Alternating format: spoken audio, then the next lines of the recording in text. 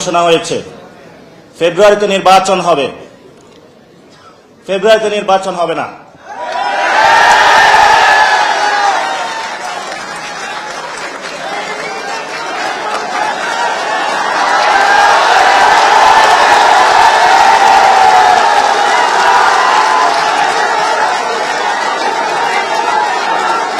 শুনেন,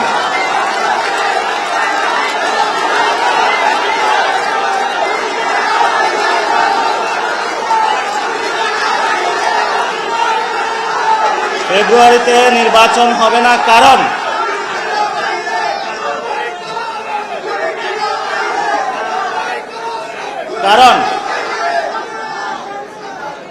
কারণ যদি ফেব্রুয়ারিতে নির্বাচন হয়, আমার যে ভাইয়েরা শহীদ হয়েছিল, রক্ত দিয়েছিল সংস্কারের জন্য, একটি নতুন সংবিধানের জন্য, তাহলে কবরে গিয়ে তার লাশটা ফেরত দিতে হবে এই সরকারকে। আমার যে ভাইয়ের হাতটা চলে গিয়েছিল, যদি সংস্কার কাজ শেষ না করে নির্বাচন হয়, তাহলে এই সরকারকে আমার ভাইয়ের হাতটা ফিরিয়ে দিতে হবে। যে মায়ের বুক খালি হয়েছিল, যদি সংস্কার ছাড়া, একটি নতুন সংবিধান ছাড়া বাংলাদেশে নির্বাচন হয়, তাহলে ওই মায়ের বুকের সন্তানকে ফেরত দিতে হবে। অনেক বাচ্চাকে দেখেছি এখনো বুকের দুধ পান করে, কিন্তু বাবা শহীদ হয়েছে।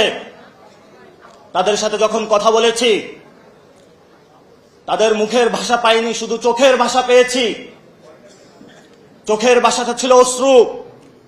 যে অশ্রুতে তারা বলেছিল, আমার বাচ্চা রয়ে গিয়েছে, আমার স্বামী চলে গিয়েছে, আমি বাংলাদেশ থেকে কিছু চাই না, কিন্তু আমি একটি সুন্দর ভবিষ্যতে বাংলাদেশ দেখতে চাই, যেখানে আমার এই বুকের যে সন্তান আছে, আর সন্তানকে কেউ খুন করবে না। কিন্তু বাংলাদেশে আমরা দেখতে পাচ্ছি একই সংস্কৃতির ডামাডোলে, একই ফেসিবাদী সংবিধানে, একই সিস্টেমের মধ্য দিয়ে আমরা নির্বাচনে যাচ্ছি। তাহলে এতগুলো মানুষ শহীদ হওয়ার প্রয়োজন কি ছিল? এতগুলো মানুষ আহত হওয়ার প্রয়োজন কি ছিল? আপনারা দেখেছেন, এখানে অনেক মিডিয়া ভাই রয়েছেন। ভারতে হিন্দুত্ববাদী বিজেপি এক এক করে সকল মিডিয়া দখল করেছিল, কিন্তু কিছু তরুণ যুবা অল্টারনেটিভ মিডিয়া সৃষ্টি করে ভারতের বুকে গত ইলেকশনে বিজেপির যে জয়যাত্রা, তাদের যে হম্বিতম্বি, সেটা রুখে দিয়েছিল। আপনাদের কি স্মরণ আছে? আপনাদেরকে সেই ভূমিকায় নামতে হবে।